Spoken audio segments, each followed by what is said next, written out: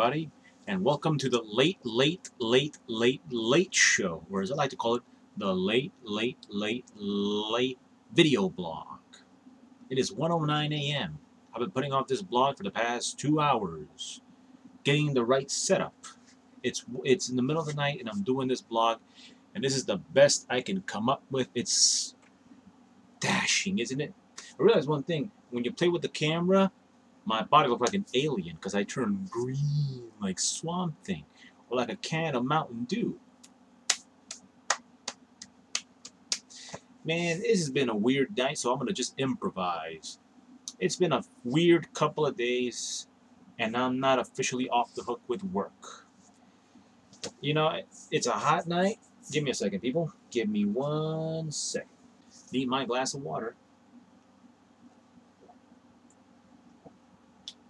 I gotta have my glass of water to talk. So where was I? It's been a weird couple of days. For example, I thought I was off from work for 2 weeks, but guess what? I'm not off from work for 2 weeks. Instead, I have to go to work tomorrow night, so I'm doing this blog right now. I'm kind of mad I get a chance to do my TV show lineup that I wanted to do tomorrow, and I should be taking advantage. I mean, I don't have Friday or Saturday night every night off like the rest of you humanoids and ham and eggers out there who go out every Saturday night and go hang out with the good, beautiful and the good-looking people. You know, I don't have that lap of luxury. Let me see something here. Lap of luxury. I wish I did, but I have to go to work on Friday night and Saturday night. I could start getting off on Saturdays if I wanted to, especially now with the summertime. Business has been slow. Monday was a drag. It was raining. No, it was about to rain. Tuesday, it rained all day long, so I didn't get a chance to do my business. I didn't go anywhere. Wednesday was a hit and miss. It was okay. But today was the best day of the week. I made lots of money. Lots and lots of money. I made $56 on selling bottled water. Now, I don't believe those who say that they made I dropped $2 bills. I don't believe a word anybody says when they make up $200 selling water. The only way I could believe you guys is that you're selling the water hot. I take pride in selling my water cold, and yet people have the nerve to bitch and complain, but you cannot win anybody over. You see, I always have the biggest issue with ice. Then I freeze my waters, I put them in my cooler, hit the street. But then I get the customers that don't want ice cold, solid as a block. They want it drinkable, which I understand.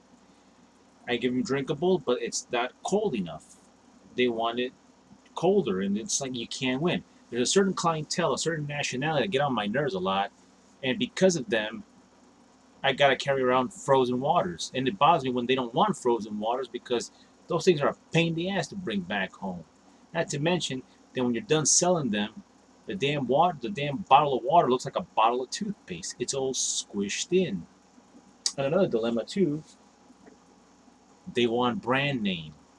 Brand name. Ah man, not this again. Man, these waters, these are the cheapest plastic. Look at this problem right now. This water is cracked. But look, it's a blue. Now I gotta put this thing upside down. That was Improvise 101. Let me bring you another one to date. Now this one's okay. This water is from a member mark guaranteed. They want the Poland Spring because Poland, you know what's weird about Poland Spring? It's the most, to me, Poland Spring is like Heineken at a beer party that's only serving Budweiser.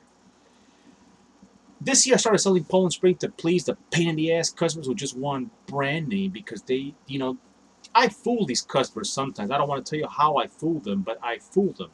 And if the editor is watching this, he knows what I'm talking about. It's called the placebo effect.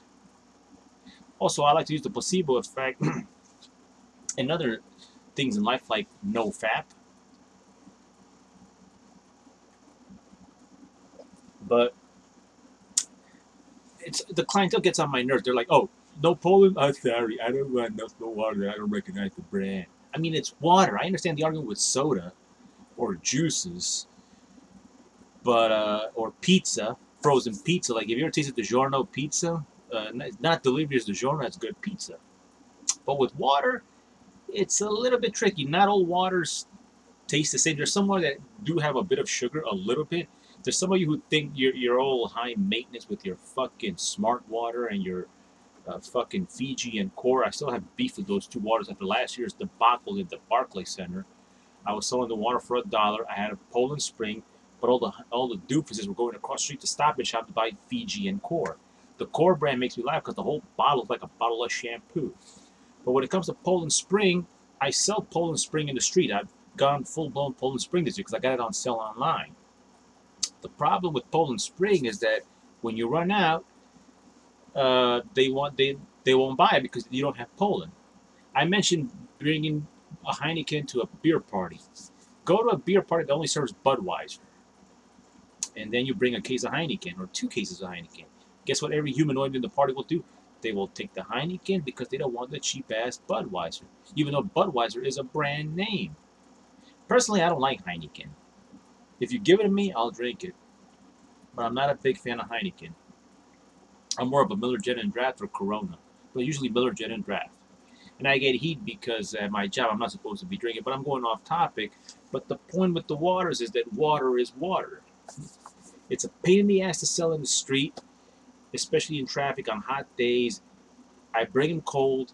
The dilemma of the story is that I think a lot of people lie when they say they made up to $200-300 on water. I'm like, how? I mean, I've been lucky to make $85 on a good day, which means, you know what that means if I make $85? Which means I bought 85 bottles of water in a small cooler or a big cooler, and then trying to get it there is annoying. I mean, I've gone to 3 different carts this year, over the past years, and I bought a recent new little cart that I'm afraid to use because the wheels will break. Get my drift? And that's the issue I have with the water. It can be fun, but it could be annoying. And the worst thing is when you try to sell it and the car's moving. And I'm going off topic here. Wait a minute. Where's the story? Where am I going again with this thing? I just said Heineken at a beer party, but all the humanoids, they just want Poland Spring. The funny thing is that in California and in other states, the brands that you New Yorkers reject are very common brands over there, like Niagara, Nestle, and I forgot this other brand that they sell at I forgot the name of that brand. Crystal Clear, Crystal Water. They sell it at Deals or Dollar Tree. It's good water, tastes fine. The key is when you drink it cold, and that's why I take pride in selling my waters cold. It can get annoying, but Jesus Christ, your customers get on my nerves with you. I want my Poland Spring, and I've had instances where I sell the cheap water frozen, and I know what clientele likes them frozen. I don't want to mention any names of this clientele because I don't want to get heat after what went down in Charlottesville, Carolina, with the what is it, the Lambda, and the well, I don't know what the hell happened, but clash. Anyway, I know what ethnicity and nationality like this brand, this, but they also like them frozen. I've had them return me the frozen cheap brand for a Poland Spring that's not even frozen. You get my drift here? And you cannot please the clientele. Even though I'm using a refrigerator downstairs that is out of commission, and I get to use that refrigerator to store all my waters. I just went downstairs, and I gotta be careful because downstairs they got mice downstairs, and I'm not an exterminator, but I just sat there for like an hour, put away all my Gatorades, all my waters, and let's see how tomorrow goes because tomorrow they say it's gonna rain. Friday they say it's gonna be sunny, but it says rain. Sunday same thing. It's weird because this year I bring up the subject of water because I think it's this Saturday is going to be an anniversary of fucking last year's NXT debacle, and I don't want to go anywhere near Brooklyn. I don't like selling in Brooklyn. The Brooklyn clientele to me are the most high maintenance. Like a guy told me on the train, they have a superiority complex. They're the biggest panty waste. I don't know. I can't stand Brooklyn customers. Even when I sell on Craigslist and they come and pick up something, it's always, oh, you live in Queens? Where is that? I don't know. They have the biggest phobia. If you love Brooklyn, that's fine. But, give me a, Get out of fucking Brooklyn if you have to for an errand, but no, they won't do it. They expect you, in this case me, to go to them, and they eventually get their way. And I'm too lazy to go to fucking Brooklyn because the trains are always messed up every weekend. I said this in previous blogs. The train where I live, the E, F, the M, and the R doesn't go past 71st Connell Avenue, which means you have to take the shuttle bus. And getting to the Barclays Center last year was a big pain in the ass. I could take the R train, but the R train is local. You know how long that would take me to get to the fucking Barclays Center?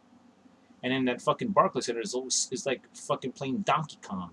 You ever play the old game Donkey Kong? Not the Super Nintendo one, the original one where you go up and down. It's like that Popeye game. It's a big pain in the ass, and I don't want to go through that shit again. I might work on Saturday if it doesn't rain. I'm just curious, where am I going to go sell? Times Square? Or should I go to Manhattan? I don't know. Or should I go to the should I go to Bryant Park? Bryant Park is my spot, but this past year Bryant Park is kind of giving me the cold shoulder. I sell there sometimes, but nobody buys. I mean, I'm lucky to get a few buyers there in and out. In Times Square, I get lucky with the people who are always taking pictures with those people who wear disguises and they want to take pictures with. With tourists, and they expect a tip, and I don't blame them. I'll tip them. I don't have a problem tipping them. I get lucky with that clientele sometimes, but you got to share the sidewalk with them, and then the fucking security guards at Times Square get all panty ways like, oh, you can't tell there. The cops really didn't bother me. I only got kicked out by one cop at the Brooklyn Bridge, and I got kicked out by one of those Yogi Bear-looking jabronis. At Madison Square Park, which I kept mistaking for I kept mistaking Madison Square Park for Washington Square Park. So who knows what this weekend's gonna be?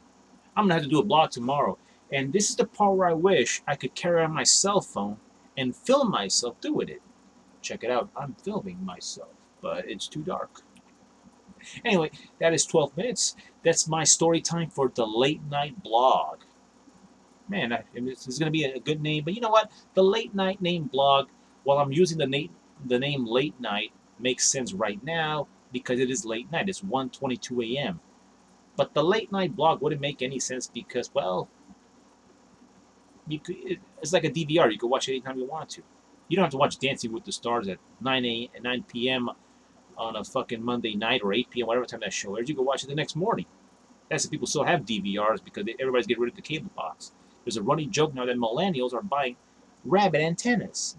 Rabbit antennas. They're buying rabbit antennas to replace the cable box. Take me to your leader. Right, I gotta get out of here right now. My mom's probably back there thinking I'm talking to myself because she has no idea about these vlogs. And I have no intention of telling her what these vlogs are about. So, let me drink my cheap water. And I gotta change the setup with this damn thing. It gets on my nerves. It took me forever to get this set up. There's always a big space between me and the camera, but I could squish myself in like this, and guess what? You would only see this. Then you have to go like this. Nope. See what I mean? Let me go one more time. And here we go. Time to get out of here. Good night, sweet dreams, and I hope in your nightmares a truck runs over your bed. Like the Enter Sandman video from Metallica. Stay thirsty, and I will be here to obey your thirst. Alright, gotta get out of here. See ya.